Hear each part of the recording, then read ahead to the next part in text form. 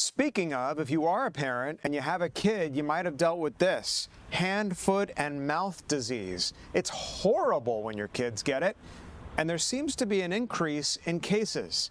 We're joined now by Kevin Stewart, who spoke to the experts and is here to tell us more. Kevin? Yeah, there absolutely is a spike going on here. You know, it's something that makes a lot of people uncomfortable because it is pretty ugly and painful. I can tell you that we've already had more than 100 cases so far this year. And last year we only had 54. You know, there's no big explanation as to why we've had this big spike, but I can tell you that it does spread very easily through saliva and fecal matter. I had a chance to talk to a pediatrician here at Morehouse Medicine. She's also an assistant professor at Morehouse School of Medicine. She and other doctors here at this practice are already treating young people. I want you to take a listen.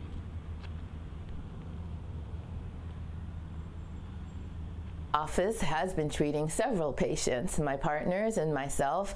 I myself had a patient who came in a very heavy load of the rash because it actually went over to the buttocks, and just a lot of lesions on the hand and feet, and they can be painful a little bit and very painful in the mouth. So when you come into your physician, your pediatrician, they're checking for signs of dehydration. How are they looking? Are they alert? Are they just really droopy? How's the fever going? And just trying to make sure that they're clinically stable. Now we have come back together, as I mentioned before, in group settings.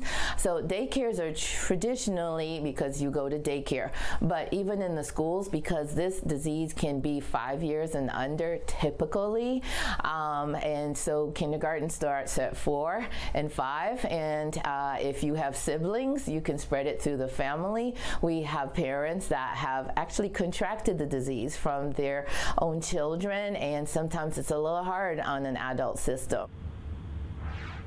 Yeah, and you heard her talk about the age group there. Usually what you see is children from 5 and under contract this disease, and the big spike, according to state data, happened in August and September, and of course we all know that's when everybody goes back to school, so that probably plays a big role in the spread.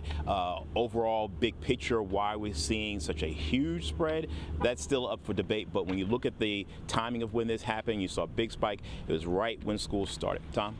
Yeah, Kevin, and I'm just, as you're talking and I'm listening to the doctor there, how to manage the symptoms of this disease, there's really nothing you can do. It's like getting a cold, except let it play out and resolve itself with things like rest and hydration. Did she say anything else about treatment of hand, foot, and mouth?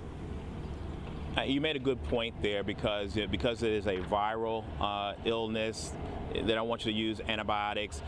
You should basically kind of rest, dehydration. If you get a sore throat, and a nice icy or something like that to cool the back of your mouth, your throat is really helpful.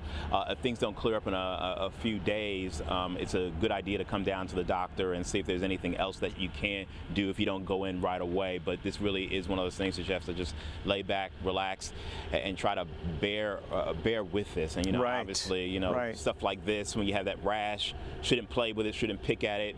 That'll go away. The scar, the potential for scars can happen, obviously, if you pick at it, but definitely should not play with it and touch it, and you just have to be disciplined, relax, and just let it play out. And as she said, hopefully as a parent you don't catch it, because it is just like a horrible condition to have.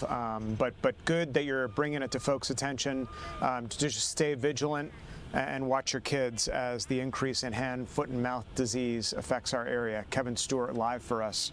Thanks.